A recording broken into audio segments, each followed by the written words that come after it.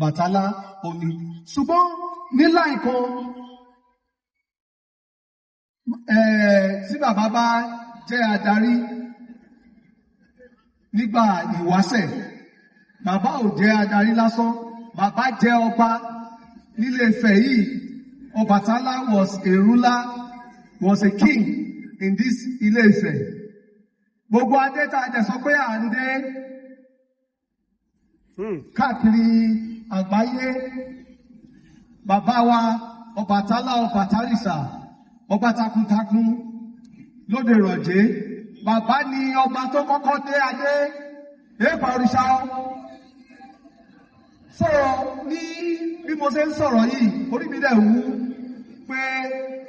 àwọn tí a lè sọ bóyá òkọ̀tàn ni wọ́n tàbí researchers, wọ́n try láti downplay existence bàbá wa. Kò ń ṣe pé ìtàn, bàbá ń ṣe ní ìtàn, bàbá sì wà ní nítorí bàbá wa ò kú, àbí bàbá kú ni bàbá ò kú. So tí tó dẹ̀ fa gbogbo ìtàn tí ayé dàrú yìí, ó ní ìgbà táwọn olóyìnbó dé, it's just for political reason. A ní apology fún anybody tí a bá ń sọ̀rọ̀ Obatala pẹ̀lú adé. Ẹ wá imagine nígbà tí wọ́n máa ń ka àwọn ọba, ẹ má bínú o, ẹ̀yin tẹ́ bá jẹ́ ọmọ Oòduà, nítorí àwọn ń sọ ọmọ Oòduà, tó máa ń ka àwọn ọba tó jẹ nífẹ̀ẹ́ yìí láì má ka bàbá wa, bí ìgbà tí wọ́n kàn ń dọwọ́ bo nǹkan tó clear ni. But ìbẹ̀rẹ̀ kọ́ là ń lọ lẹ́nìí, a sì ń sọ̀rọ̀ nípa Obatala ká tó máa bèèrè àwọn ọmọ ẹ̀. Ìtàn tó ti wá dàrú yìí ó ti wá jẹ́ kọ́pọ̀lọpọ̀ sọnù. Ọ̀pọ̀lọpọ̀ ti sọnù gan. Ọ̀pọ̀lọpọ̀ èèyàn tó jẹ́ ọmọ Obatala jẹ́ pé out of ignorance, bóyá tàbí pé ẹlòmíì lazy mentally, wọ́n ti lọ sọ ara wọn di ọmọ irúnmọlẹ̀ míì. Ẹlòmíì á ní ọmọ Oòduà ló, ẹlòmíì á ní ọmọ kìíní kan ló, but ọmọ Obatala táwọn wí, ọmọ Obatala pọ̀, léyìí tó jẹ́ pé nǹkan tó ṣàdámi lójú ni pé ọmọ Obatala lẹ́yìn tẹ́ jókòó yìí, ọmọ Obatala lèmi náà, nítorí pé ọmọ Olúfọ́n ni mí, nítorí pé bàbá mi ó ní àrẹ̀mọ Obatala. Ẹ bá mi pé kábíyèsí o. Now mi fẹ́ sọ̀rọ̀ púpọ̀ tó lọ́mọ lórí Obatala torí nǹkan tí a mọ̀, but notwithstanding mo fẹ́ relate yẹn because a bá ń sọ̀rọ̀ kákan máa sọ̀rọ̀ lásán. Mo fẹ́ relate ẹ̀ mọ́ bí a ṣe ń ṣe ìrántí bàbá yìí. Ló fà tá fi bèrè pé Obatala àwọn ọmọ ẹ̀yẹ̀ dà, níbo ni wọ́n wà? Ọmọ Obatala pọ̀ káàkiri. Bó ti ẹ̀ pé láyé lénìí, the only spiritual father tí a ní káàkiri gbogbo àgbáyé ó ní bàbá wa Ọbalẹ́sùn yìí. That's the prime spiritual father, whether in Nigeria, in Australia, America, anywhere in the world. Ẹ pàtẹ́wọ́ fún bàbá. Àwọn ọmọ Obatala ti wá sọnù káàkiri bàbá. A ṣe ẹ̀dúpẹ́ pé bàbá wa Olúfọ́n, àwọn mọ̀kọ́ ọmọ Obatala làwọn. Bàbá tẹ́ bá rántí, mi lè rántí yí àyẹ̀mú. À ń ṣe Obatala feast ní Fọ́n. Ibẹ̀ náà ni, ó rò pé gbígbọ́n náà ni mo sọ gbà yẹn pé kí bàbá wa Olúfọ́n káàdì àrẹ̀mọ Obatala sí orúkọ wọn, so that anywhere àti ẹ bá mọ̀ orúkọ yẹn ò ní ṣe kí ni, kò ní parẹ́. Wọ́n dẹ̀ ṣe bẹ́ẹ̀, ẹ pàtàkì fún bàbá. Bọ̀ lẹ́yìn ìgbà yẹn, àwọn a ní láti máa improve better ju bí a ṣe wà lọ. Ẹ̀wọ̀n ọdún tà ń ṣe lẹ́nìí, ọdún yìí èmi mọ̀ pé ó sọ fún mi ju tèsí lọ. Ìwọ kọ́, gbogbo ẹni tó bá wà láyé lẹ́sìn, tó wà láyé lọ́dún yìí, ó gbọ́dọ̀ gbà pé ó sọ fún o. So ó yẹ kí a máa review. Bàbá ìgbà tá à ń ṣe program lánàá tí à ń ṣe ọ̀sán, mo wo àwọn èèyàn tí wọ́n participate mo wò sí ti last year ibẹ̀ lọ́kàn mi ti sọ pé àwọn tí wọ́n bá yàn ní kọ́mítì ẹ má jẹ́ ká máa límìtì iṣẹ́ wa sí pé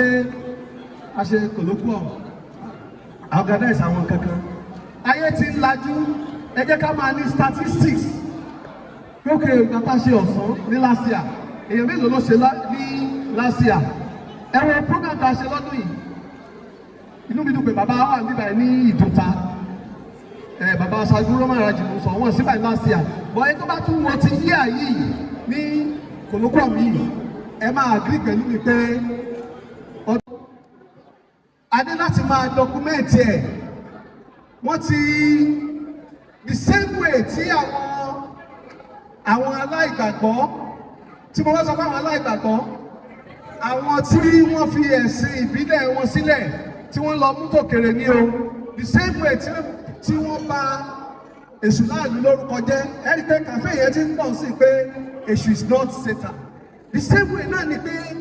káwa náà ká máa ṣe kí ni ká try láti máa document activities wa kó máa go viral jù báyìí lọ so that àwọn èèyàn á mọ̀ pé kí ni nǹkan tó ń ṣẹlẹ̀ wọ́n á mọ̀ pé Ọbàtálá ó sì rè ẹlẹ́ẹ̀kẹta bàbá Ọbalẹ́sùn ni wọ́n bá wí o ó ṣe dandan kí descendants Ọbàtálá káwa united for development ìfẹ́ gbọ́dọ̀ wà ká jẹ́ ọ̀kan eléyìí ni kò ní jẹ́ pé àwọn kan máa gbé sókè tí àwọn kan tí wọ́n máa gbélẹ̀ then another thing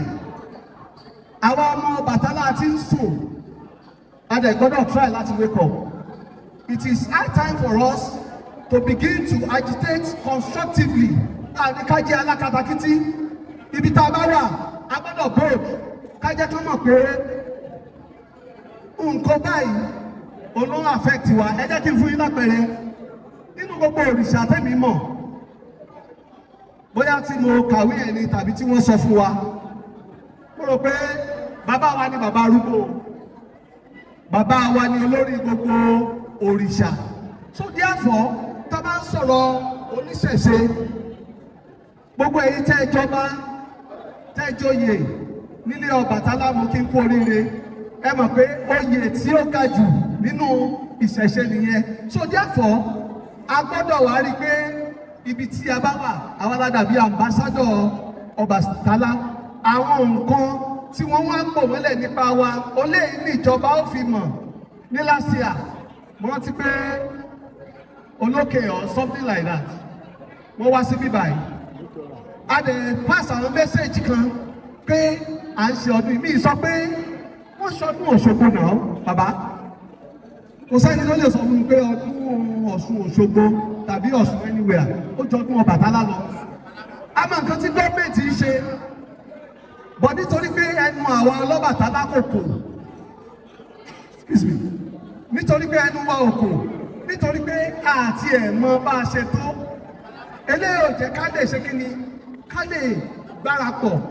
láti béèrè tó jẹ́ ẹ̀tọ́ wa ẹjọ́ ẹni tó bá jẹ́ aṣojú trazo àbí nǹkan ẹ má bínú o bọ́tà sọ ni pé bàbá wa tí ẹ̀yin náà dẹ̀ mọ̀ tí fáfitì ẹ̀ múlẹ̀ àgbà òrìṣà ni so the government must adẹ̀gbọ́dọ̀ máa pariwo yẹn ni bàbá ọ̀tí tán bá tó gbọ́ kò ń ṣe pé ìgbà tá a bá fẹ́ ṣe ọdún Ọbàtálá ó ní gọ́ọ̀mẹ̀ntì onímọ̀ báwa wà aṣáàmáyé tí wọ́n lọ sí Mẹ́kà tí wọ́n lọ sí Jerusalem ní àwọn afẹ́ lọ Mẹ́kà ti wà lélẹ̀ nílé Ifẹ̀ Jerusalem ti wà lélẹ̀ nílé Ifẹ̀ ètò tá a fẹ́ ṣe ó ní ètò tá a ṣe yìí pẹ̀lú ègún lọ́dọ̀ náà the main spiritual exercise will begin anytime from now so eléyìí tá a bá tí a bá ní kán máa sanwó fáwọn èèyàn ó yẹ kí ìjọba kán lè ṣe kí ni kán lè gbà wá dúró now láti rán lọ bàbá iṣẹ́ kan wà tí ó yẹ kí ẹ ṣe ẹ̀dẹ̀ ń dọ̀jẹ̀ ní o bàbá publicly ni mò ń challenge yìí mo tún padà sórí topic Ọbàtálá where are your children ìlú kan ní Ọ̀ṣun state bí báyìí Àgbà yes Àgbà ni mo correct nínú ìdílé mẹ́ta tó ń jọba níbẹ̀ ìdílé méjì nílẹ̀. ìdílé méjì nínú ìdílé mẹ́ta ló jẹ́ ọmọ Ọbàtálá gẹ́gẹ́. àwọn ìdálẹ́bí wọ́n sí bíbá yìí. ní ọlọ́dà local government wọ́n pẹ̀lú kan ní Ìbíè tí ẹni ọmọ Ìbíè bá wà bíbá yìí ọmọ Ọbàtálá ni Alíè. ǹjẹ́ a rí bàbá wa Alíè tàbí àwọn èèyàn láti bẹ̀ rárá. ní Ifá ní Ifá ọ̀sẹ̀ Ifá Òmìmà ìnọ̀sẹ́ local government láìka pé fún ọ̀wọ̀ Ifá Òmìmà ìnọ̀sẹ́ local government of Ondo State. Ifá yẹn Ifá bíbá yìí náà láti kúrò ọmọ Ọbàtálá ni wọ́n. ní Sẹ̀pẹ̀tẹ̀rí níbẹ̀ yẹn ọmọ Ọbàtálá ni wọ́n. responsibility yìí bàbá you are the spiritual leader. iṣẹ́ tó wà lọ́rùn yín pọ̀ jù yẹn lọ. Olúfọ́n tí wọ́n jẹ́ bàbá wa Àrẹ̀mọ Ọbàtálá ẹ bá mi gbé kábíyèsí o. iṣẹ́ wọn ni láti coordinate àwọn ọmọ ìyá wọn yòókù káàkiri àgbáyé so that tá a bá ń ṣe ọdún níbí báyìí ibi báyìí ló yẹ kí bàbá kábíyèsí ti sọ̀rọ̀ kílẹ̀ omi kò lè sí nǹkan tí ó ṣẹlẹ̀ ilẹ̀ ó kàn mí ni. àwọn ọlọ́yẹ̀ká nídìí gbogbo àwọn tí mo dárúkọ rẹ̀ kí wọ́n wá sí ibi báyìí. so nígbà tá a bá parí ọdún yìí Ọlọ́run á jẹ́ ká sọ a máa ṣe ọ̀pọ̀lọpọ̀ ẹ̀ o. ẹ bá wa ránṣẹ́ sí bàbá ẹ sọ fún wọn gẹ́gẹ́ bí Àrẹ̀mọ Ọbàtálá pé àwọn èèyàn ń béèrè pé because bàbá wa ẹni tó ṣe é mú yẹn kàn ní kò ń ṣe pé bóyá ìjọ tó máa ń ṣe because mo gbọ́ reliably pé bàbá wa ń bọ̀ ní on 23rd ọjọ́ ìkúrú tàpá anytime tí bàbá Ọ̀ọ̀ni gan máa ń bọ̀ wá sí tẹ́lù ó yẹ kí wọ́n máa bá bàbá wa kábíyèsí Olúfọ́n bẹ̀ ni nítorí pé lè bàbá wọn ni ó dẹ̀ ká máa wà níbi tí a wà yìí èmi ò dẹ̀rù pé wọ́n ní gbọ́ nítorí pé ẹ̀ tí ì sọ fún wọn ni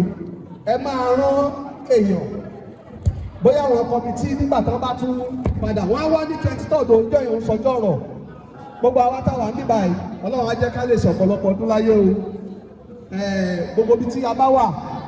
ẹ jẹ́ ká hùwà tí wọ́n á ti respect wa tí wọ́n á mọ̀ pé Ọlọ́bàtálá ni wá ẹ ṣé o.